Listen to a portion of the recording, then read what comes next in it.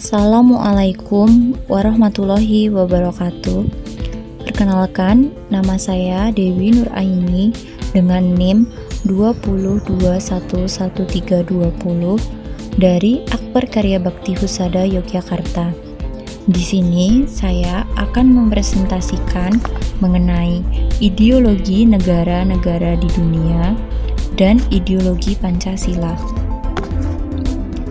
Ideologi pertama kali muncul pada Revolusi Prancis yang diperkenalkan oleh seorang filsuf yaitu Descartes de Trichy pada abad ke-18. Ideologi berasal dari kata idea yang berarti gagasan dan logis yang berarti ilmu. Ideologi adalah suatu kumpulan gagasan, ide dasar, dan kepercayaan yang bersifat dinamis. Ideologi merupakan cara pandang membentuk karakter berpikir dalam mewujudkan keinginan atau cita-cita. Menurut Kamus Besar Bahasa Indonesia atau yang biasa disebut dengan KBBI, ideologi merupakan kumpulan konsep bersistem yang dijadikan asas pendapat yang memberikan arah dan tujuan untuk kelangsungan hidup.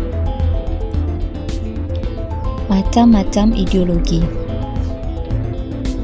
Setelah memahami apa itu ideologi, sekarang mari kita beralih untuk memahami macam-macam ideologi di dunia.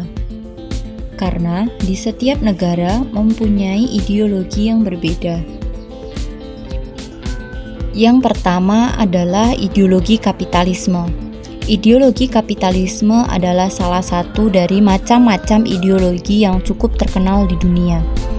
Ideologi kapitalisme ini dipopulerkan oleh bapak ilmu ekonomi yaitu Adam Smith. Yang kedua ada ideologi liberalisme.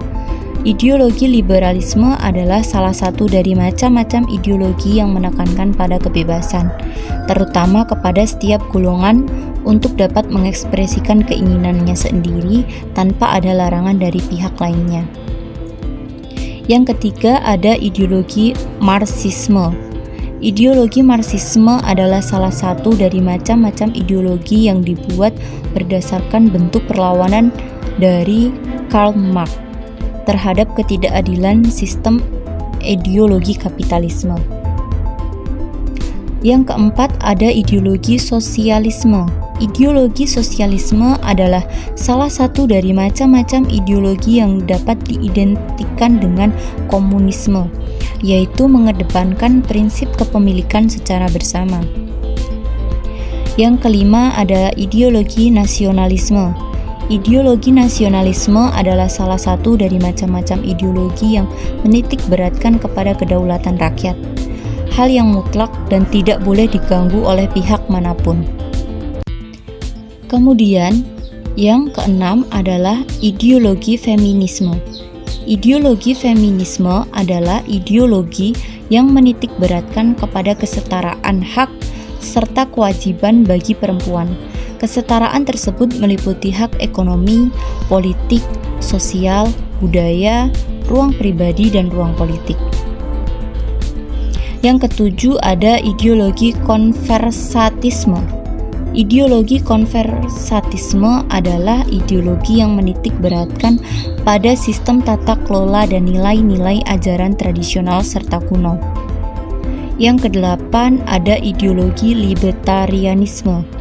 Ideologi libertarianisme adalah salah satu macam-macam ideologi yang kombinasi antara ideologi liberalisme dan ideologi sosialisme. Setiap orang memiliki kebebasan baik politik dan ekonomi. Kemudian ada ideologi nazisme. Ideologi nazisme adalah ideologi yang identik dengan tokoh asal Jerman yaitu Adolf Hitler. Singkatan nazisme adalah nasional sosialisme. Kemudian ada ideologi fasisme. Adalah ideologi yang mirip dengan sistem kerajaan zaman. Ideologi ini lebih menekankan pada kepemimpinan tunggal, kekuasaan. Ini khusus dipegang oleh seseorang yang dianggap kuat dan mampu mengatur sistem bernegara. Dan yang terakhir adalah ideologi demokrasi. Ideologi demokrasi adalah salah satu dari macam-macam ideologi yang dianut pemerintah Indonesia sebagai sistem pemerintahannya. Ideologi demokrasi adalah kekuasaan tertinggi yang ada di tangan rakyat, suara rakyat yang diwakili oleh dewan yang diberi nama Dewan Perwakilan Rakyat. Setelah ini, mari kita membahas yaitu ideologi Pancasila. Ideologi Pancasila. Ideologi merupakan seperangkat ide atau keyakinan yang menentukan cara pandang seseorang untuk mencapai tujuan dengan berdasar kepada pengetahuan. Sementara Pancasila berasal dari bahasa Sanskerta yang terdiri dari dua kata, yaitu panca yang berarti 5 dan sila yang berarti prinsip. Ideologi Pancasila adalah pandangan atau nilai luhur budaya dan religius yang digunakan bangsa Indonesia. Hal itu berarti setiap nilai yang terkandung dalam Pancasila harus ditetapkan dalam kehidupan sehari-hari. Dari penjelasan ini bisa disimpulkan ideologi Pancasila merupakan kumpulan nilai dan norma yang menjadi landasan keyakinan dan cara berpikir untuk mencapai tujuan dengan berdasar kepada 5 sila dalam Pancasila. Makna ideologi Pancasila adalah sebagai berikut.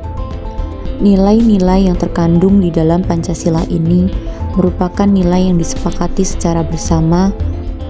Oleh karena itu, menjadi salah satu di antara sarana di dalam pemersatu integrasi masyarakat Indonesia. Fungsi ideologi Pancasila ada beberapa, yaitu 1. Sarana pemersatu bangsa Indonesia memperkukuh dan memelihara kesatuan dan persatuan. 2. Membimbing dan mengarahkan bangsa Indonesia untuk mencapai tujuan. 3. Memberikan motivasi untuk menjaga dan memajukan jati diri bangsa Indonesia. 4. Menjadi pedoman hidup bangsa Indonesia untuk menjaga keutuhan negara. Dan yang terakhir adalah menumbuhkan jiwa nasionalisme dan patriotisme. Selanjutnya adalah tujuan ideologi Pancasila. Yang pertama, menghendaki seluruh rakyat Indonesia untuk memiliki sikap religius, memeluk agama sesuai dengan keyakinan, dan taat kepada Tuhan. 2. Menanamkan dan menjunjung tinggi rasa saling menghargai dan menghormati hak asasi manusia. Sekian yang bisa saya sampaikan, kurang lebihnya saya mohon maaf yang sebesar-besarnya. Wassalamualaikum warahmatullahi wabarakatuh.